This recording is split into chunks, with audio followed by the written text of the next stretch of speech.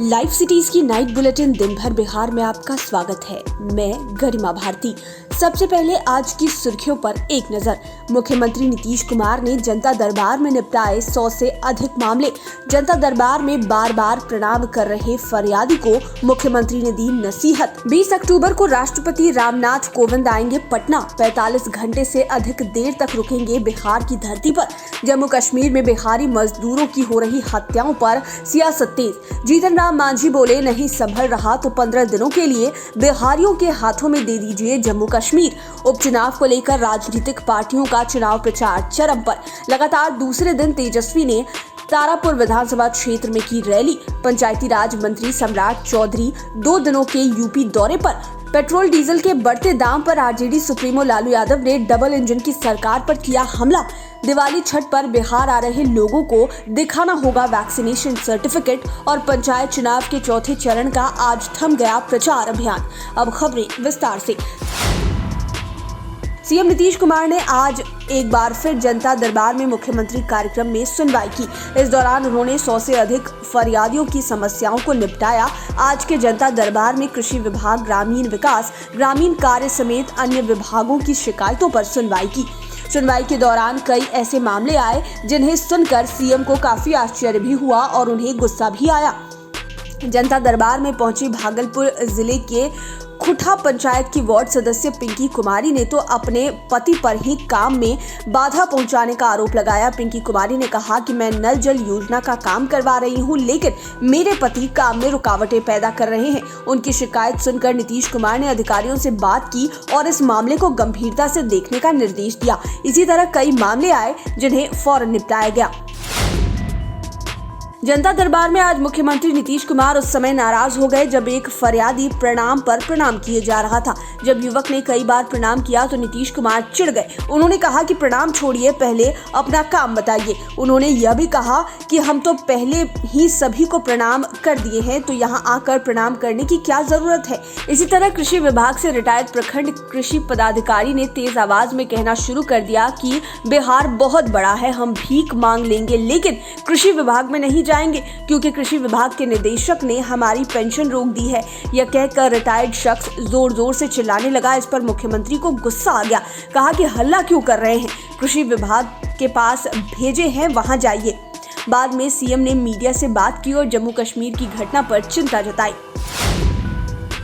राष्ट्रपति रामनाथ कोविंद बिहार के विधानसभा भवन के शताब्दी समारोह में शामिल होने के लिए 20 अक्टूबर को आ रहे हैं। राष्ट्रपति का यह बिहार का दूसरा दौरा है। इससे पहले वे नवंबर 2017 में कृषि रोड मैप के उद्घाटन के लिए पटना पहुंचे थे। राष्ट्रपति रामनाथ कोविंद का बिहार से गहरा लगाव रहा है क्योंकि राज्य के सर्वोच्च पद राज्यपाल से लेकर देश के सर्वोच्च पद राष्ट्रपति तक की यात्रा उन्होंने बिहार से ही की है। राष्ट्रपति रामनाथ कोविंद बिहार की धरती पर 45 घंटे 15 मिनट तक रहेंगे। इस दौरान वह बिहार विधानसभा के शताब्दी समारोह में शामिल होने के साथ महावीर मंदिर और पटना साहिब में माथा भी टेकेंगे।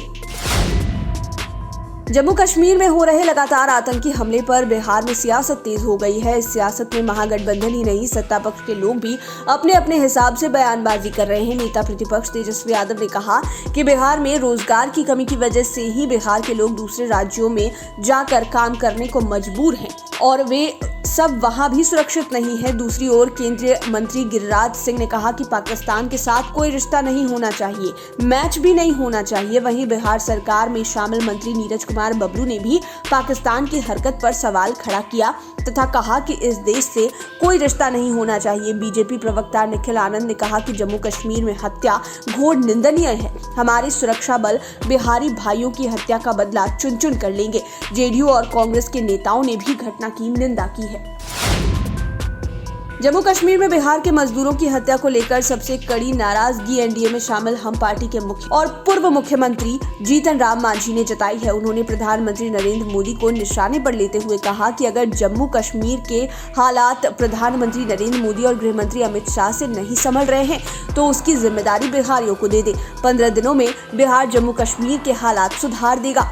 मांझी ने यह भी कहा कि कश्मीर में लगातार हमारे निहत्थे बिहारी भाइयों की हत्या की जा रही है, जिससे मन व्यथित है। इधर जम्मू कश्मीर में बांका के अरविंद कुमार शाव की हत्या के बाद उनका शव आज बांका पहुंचा। परिजनों का रो रो कर बुरा हाल था। बूढ़े माँ बाप की आखिरी इच्छा थी कि बेटे का अंतिम संस्कार गांव में किया जाए। अरविंद के शव का अंतिम संस्कार मंदार के पपरनी घाट पर हुआ। भाई मुकेश शाव ने मुखाग्नि दी।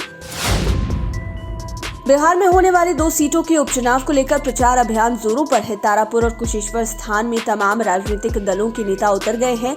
बताया जाता है कि तारापुर में ही कम से कम 50 से अधिक विधायक रोज पहुंच रहे हैं। इसमें कई मंत्री भी शामिल हैं। तारापुर में आरजेडी की ओर से तेजस्वी यादव खुद मौजूद हैं, तो जेडीयू की ओर से प्रदेश अध्यक्ष उमेश कुशवाहा समेत अन्य पार्टियों के नेता अपने अपने प्रत्याशी के समर्थन में जनसंपर्क कर रहे हैं। कुशेश्वर स्थान में आज से लोजपा रामविलास पार्टी के चिराग पासवान ने भी चुनाव प्रचार शुरू कर दिया है। इसके बाद वे तारापुर जाएंगे। कांग्रेस के प्रदेश अध्यक्ष मदन मोहन झा भी तारापुर पहुंचे हुए हैं। दोनों क्षेत्रों में 28 अक्टूबर की शाम 5 बजे तक प्रचार अभियान चलेगा। नेता प्रतिपक्ष तेजस्वी यादव ने तारापुर विधानसभा क्षेत्र में आज लगातार दूसरे दिन चुनाव प्रचार किया। इस कड़ी में आज हवेली खड़गपुर प्रखंड मुख्यालय में नुक्कड़ सभा का आयोजन किया गया। तेजस्वी यादव ने सीएम नीतीश कुमार समेत केंद्र की बीजेपी सरकार को भी निशाने पर लिया। उन्होंने कहा कि तारापुर के विधायक मेवालाल चौधरी का कोरोना से निधन हो गया था। वे सरकार से अस्पताल में एडमिट कराने के लिए गुहार लगाते रहे, लेकिन उनकी किसी ने नहीं सुनी। तेजस्वी ने महंगाई बेरोजगारी को लेकर भी सरकार पर निशाना साधा। साथ ही तारापुर से आरजेडी उम्मीदवार को जिताने की अपील की। नुक्कड़ सभा में पूर्व केंद्रीय मंत्री जयप्रकाश नारायण यादव, छात्र राजद के जिलाध्यक्ष ईशू यादव, प्रखंड अध्यक्ष योगेश्वर गोस्वामी समेत अन्य नेता शामिल रहे। नुक्कड़ सभा में आरजेडी प्रत्याशी अरुण शाह भी मौजूद थे। बिहार के पंचायती राज मंत्री सम्राट चौधरी 2 दिवसीय यूपी दौरे पर हैं। यूपी दौरे के पहले दिन वे अयोध्या पहुंचे। वहां उन्होंने रामलला के दर्शन किए। साथ ही श्री राम जन्मभूमि तीर्थस्थल क्षेत्र में सीता रमण कुंज का भूमि पूजन एवं शिलान्यास भी किया। उन्होंने राम सीता से देशवासियों की खुशहाली की मंगल कामना की। इसके अलावा मंत्री सम्राट चौधरी ने अयोध्या के गेस्ट हाउस में एसपी शैलेंद्र पांडे समेत अन्य अधिकारियों से मुलाकात की।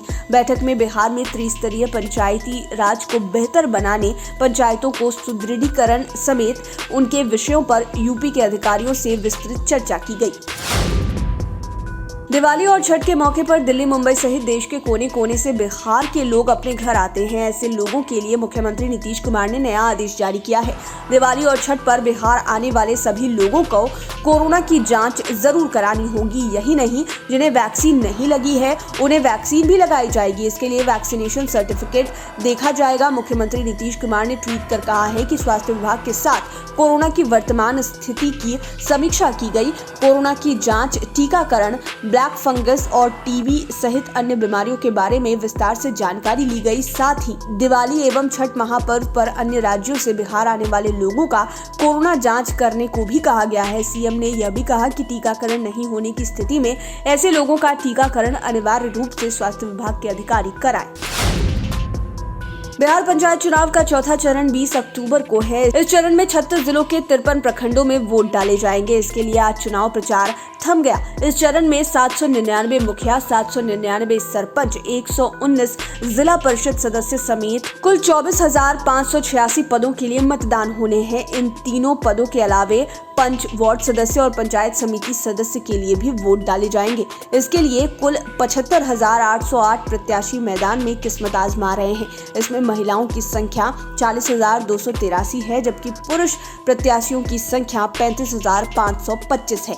राज्य निर्वाचन आयोग ने इसके लिए सुरक्षा के व्यापक प्रबंध किए हैं और मतदान के दिन बूथ के आसपास धारा 144 लागू रहेगा। बोगस वोटिंग को रोकने के लिए बायोमेट्रिक मशीन का इस्तेमाल किया जाएगा। वोटिंग सुबह 7 बजे से शाम के 5 बजे तक होगी, जबकि नक्सल प्रभावित इलाकों में वोटिंग शाम 3 बजे तक ही होगी। लाइव सिटीज की नाइट बुलेटिन में फिलहाल इतना ही। खबरों की दुनिया में बने रहने के लिए हमारे चैनल को सब्सक्राइब करें। ये वीडियो फेसबुक पर देख रहे हैं तो पेज को लाइक करें। साथ ही साथ आप हमें ट्विटर पर भी फॉलो कर सकते हैं। धन्यवाद।